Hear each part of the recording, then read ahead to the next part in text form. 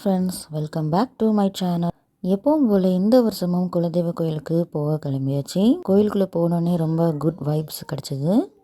எங்கள் குலதெய்வ கோயில் ராமநாதபுரம் மாவட்டம் சாயல்குடி. அங்கேருந்து மூக்கையூருங்கிற அந்த ஊரில் தான் ஸ்ரீ முத்து இருளப்ப சுவாமி, அங்காள பரமேஸ்வரி, எங்கள் குலதெய்வ சுவாமி அங்கே தான் இருக்காங்க. என்னுடைய கணவர் குலதெய்வ வழிபாடு எப்படின்னா, வருஷம் நமச்சிவாய அன்று தான், சிவன்ராத்திரி அன்று தான் நடக்கும். மதுரைக்கு அந்த சைட்லாம் ராமநாதபுரம் மாவட்டத்தில் சிவன்ராத்திரி அன்னைக்கு தான் குலதெய்வ வழிபாடு. திருநெல்வேலிக்கு இந்த சைடு எல்லாமே பங்குனி உத்திரம் அன்னைக்கு தான் குலதெய்வ வழிபாடு. ஸோ கணவரோட வழிபாடு எப்படியோ அதுபடியே நான் ஃபாலோ பண்ணுறேன். கோயிலுக்குள்ளே போனோடனே நல்ல குட் வைப்ஸும் மன நிம்மதியும் கிடைச்சது. இந்த கோயிலில் சிவன்ராத்திரிக்கு முந்தின நாள் விளக்கு பூஜை இருக்கும். எப்போவுமே மாலை 6 மணிக்கு ஆரம்பித்து 8:30 மணி வரை பூஜை நடக்கும். இதில் யாருனாலும் கலந்துக்கலாம். அங்கேயே தேவையான பொருட்கள் எல்லாமே கொடுப்பாங்க. விளக்கு மட்டும் நம்ம கொண்டு போனால் போதுமானது.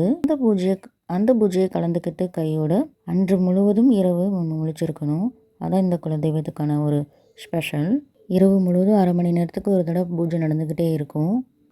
ஒவ்வொரு குலதெய்வத்துக்கும் ஒரு வழிபாடு இருக்கும். இந்த குலதெய்வத்துக்கு என்ன மாதிரி வழிபாடுங்கன்னா, சிவன் ராத்திரிக்கு முந்தின நாள் விளக்கு பூஜை. இந்த விளக்கு பூஜை முடிஞ்சதுக்கப்புறம் இரவு முழுவதும் முழிச்சிருக்கணும். அது மட்டும் இல்லாமல் அங்கே நாடக கச்சேரியும் அரங்கேற்றிகிட்டே இருக்கும். ஏன்னா வர பக்தர்கள் யாரும் தூங்காமல் இருக்கிறதுக்காக. விடிய காலை 6 மணி முடிஞ்சதும் நேர்த்திக்கடன் இருந்தவங்க எல்லாருமே அதை செய்கிறதுக்கு ஸ்டார்ட் பண்ணிடுவாங்க. மொட்டை போடுறவங்க மொட்டை போடுவாங்க, கடா வெட்டுறவங்க கடா வெட்டுவாங்க. கடலில் போய் கால் நினச்சிட்டு வந்து சாமி கும்பிடணும்னு சொல்லுவாங்க. அதுக்கப்புறம் போகக்கூடாதுங்கிறதும் சொல்லுவாங்க. கடலில் போய் குளிச்சுட்டு மொட்டை போட்டுட்டு அதுக்கப்புறம் பொங்க வச்சதுக்கப்புறமா தேங்காய் பழம் எல்லாம் உடைப்பாங்க. இதுதான் எங்கள் குலதெய்வத்தோட வழிபாடு. நாங்களும் ஃபேமிலியாக போய் முந்தின நாள் போய் ஜாயின் பண்ணி சிறப்பாக வழிபாடு பண்ணிவிட்டு வந்துட்டோம். உங்கள் எல்லாருக்கும் எந்த மாதிரி அனுபவம் இருந்ததுன்னு நீங்களே என் கூட ஷேர் பண்ணுங்கள்.